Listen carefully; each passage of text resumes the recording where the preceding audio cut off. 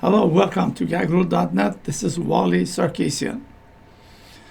You know, like in the diaspora, we try to stay away from Armenian politics. But the problem is, I am just looking at Armenia is self-destructing with the prime minister, most incompetent prime minister. Now here is my message to Pashinyan. Mr. Pashinyan, you have not even negotiated buying a bicycle in your life. You never run a business.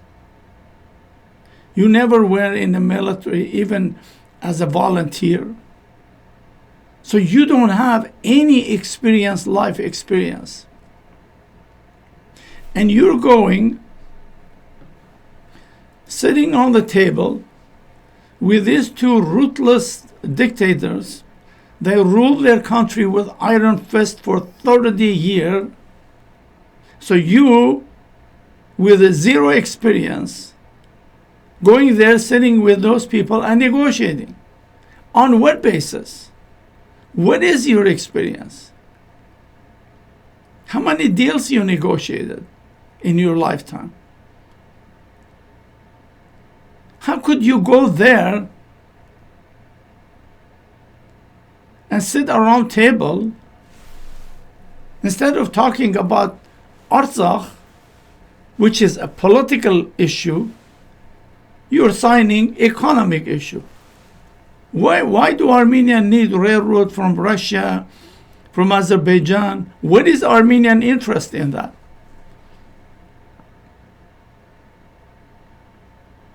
You're destroying this country, and Armenians are sitting back, doing little protest here and there. Diaspora has 20 organizations saying nothing. I mean, this is just a mind-boggling that you should be resigned after the defeat.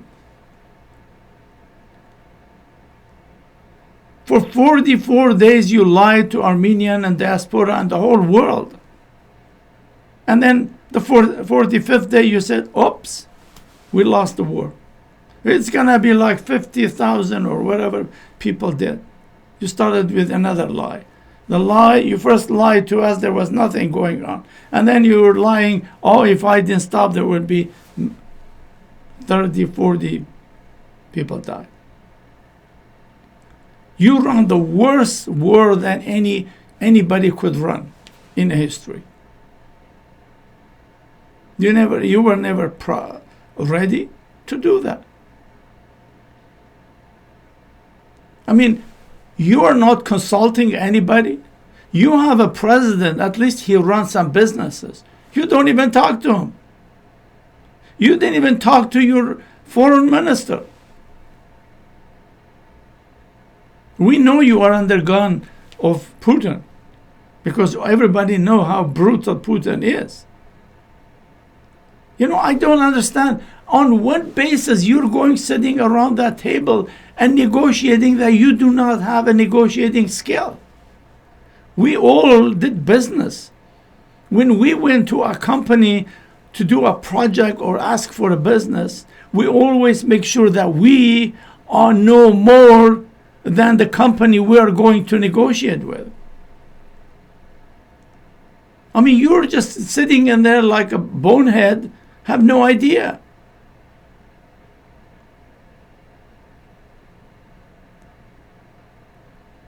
You should immediately resign and tell the truth to Armenian people.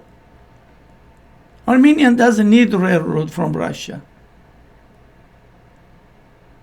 Neither you're trying to unite the Turks, our arch enemy. I mean, it's mind-boggling what you're doing. There is no common sense everything that you're doing. You're just serving your enemy.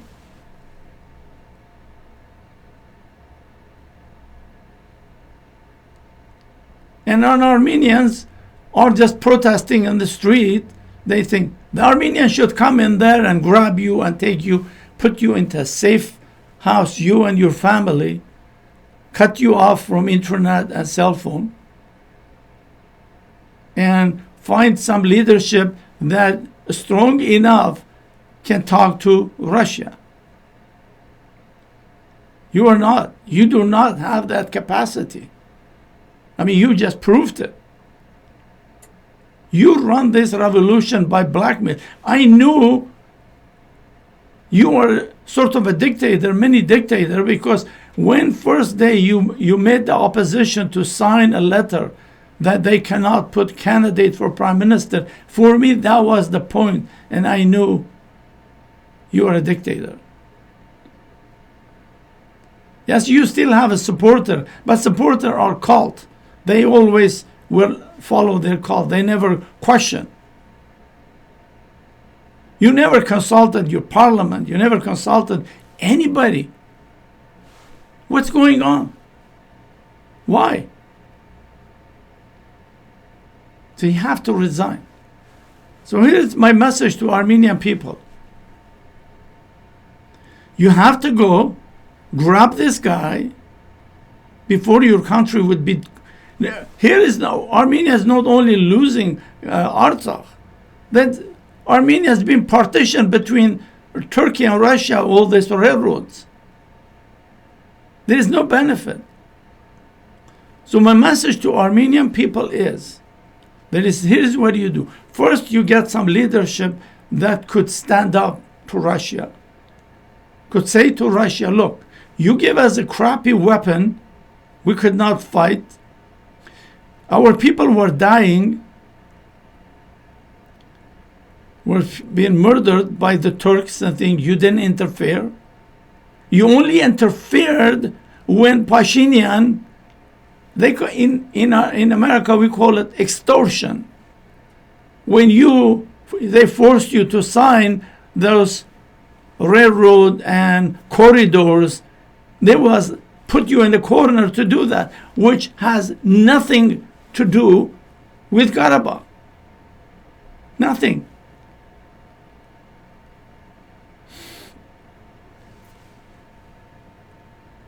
So Armenian, what you do, you get some leadership there to form a dictatorship government, a dictatorship. Because if you're dealing with a dictator in Azerbaijan, a dictator in Russia, you need a dictator. You cannot run democracy with the dictators. So you put someone in there, a dictator, to form a government from all people. That's one. Because you Armenian people, you have to look this. In America, Donald Trump killed 5 people. 5. Only 5 people. The US government and the American people demand impeaching Trump, where he has only 1 week left. 5 people. Pashinyan killed 5,000 people. 5,000 people. 10,000 they have no leg, no arm. The whole Artsakh he handed to them. And you still keep him as a prime minister? And you using the stupid democracy? What democracy? When a prime minister commits such a crime, there is no democracy. I mean, look at the US. 5 people. 5. They're trying to impeach Trump, which is he has only 1 week left. And Pashinyan has all this blood on his hand. You cannot go there and yank him out? What is wrong with you? Protest. Stop this goddamn protest. All you do, Armenian, you protest. You protest in Armenia, you protest in diaspora. Ain't gonna get nowhere. You need action. You need people walk in there, say, hey, come on, let's go. That's what you have to do right away. Number 2 is we need to find out way getting out of Russia's empire. For 75 years, they destroyed Armenia. You don't need to be. Actually, you better be friends with Georgia, with Iran, than Russia and Turkey. What Armenians in Armenia has to do, people, not government, people, you go demonstrate in front of U.S. embassy. You go there, you say, our second genocide in progress by the Russians and the Turks. We need America's help. That's what you do. For days and weeks, you go protest in front of U.S. embassy. And in diaspora, Armenians, they have, because right now in America, the administration changed. You had before, Trump was buddy with Erdogan, an Azerbaijani dictator, because he had investment. But this president, I don't think he has too much love for neither Putin, neither for Erdogan. So it's a perfect opportunity for Armenians in diaspora to put together maybe 500,000 Armenians, march on White House, beg, literally come to their knees and beg U.S. government to come help. Only America will make Armenia independent. Look what they did. Look at Israel. Look at Kosovo. All those countries. Russia does not liberate people. Russia and Turks, they only occupy other people. They do not have that concept, liberating people. Russia by itself has its own problem, with Georgia, with Ukraine, and many other places. You don't need to be friends with Russia.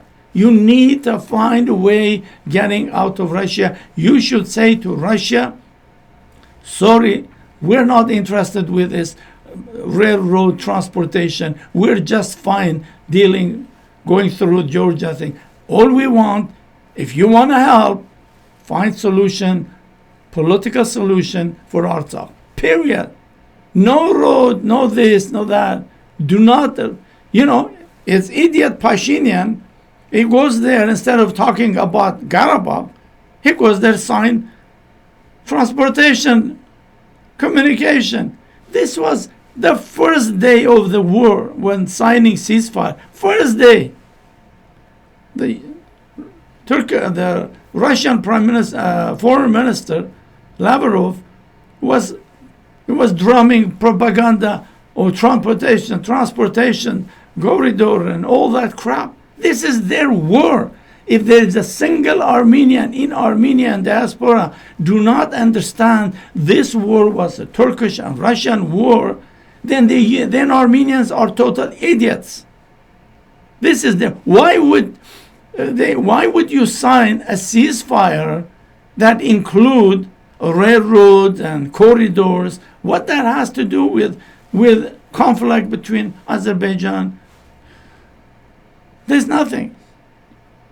So this is what has to happen. Armenian in diaspora, they have to get together. Once Biden government become official, they march on White House, maybe 500,000 Armenian, and beg, literally go on their knees, beg U.S. government to come liberate Armenia from the Russians and the Turks. Period. And the same thing Armenian will do in Armenia. And probably other countries, maybe Australia, Canada, Armenians have to go in the front of U.S. embassy and beg, literally beg. This is the only solution. This guy Pashinyan, he's an idiot. He has no experience. It is so dangerous. You send him to negotiate with these two ruthless dictators. And I won't be surprised that the Putin have been threatening Pashinyan. He's fearful to say no. And that's why he is doing what they want.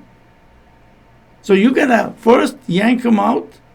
Two, put a leadership that has negotiating skill, could stand up to Russia. And then Armenians have to go demonstrate in front of U.S. and things. And please share this to every Armenian to understand this, This is a second genocide, you know. And look at Azerbaijan, every day is threatening Armenia. They're going to carve up Armenia. Do you need a leadership to stand up?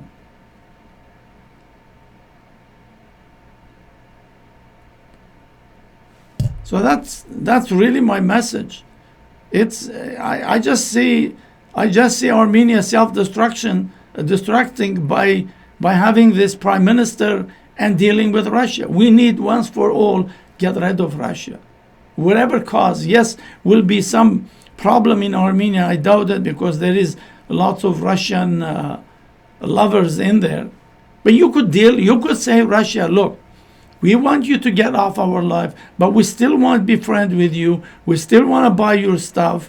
We sell you stuff, but we don't want, we had it with you. You gave us an equipment we couldn't find. We were being massacred. You sat by, you didn't do nothing. And now you're trying to build your own railroad and all this stuff. What have you done to us? Very honest, simple discussion with Russia. They didn't give Armenia a single thing that Armenia could fight. What kind of ally is? So please share, and thank you for watching. And we're gonna come out another one about the drone story, and stand by for that. And thank you for watching, and we wish all the best for Armenia. All Armenians are numb around the world. Armenians need some victory. Without victory, they are doomed. They are doomed. Armenia need a victory with any cause, and they have to plan for it. Thank you for watching.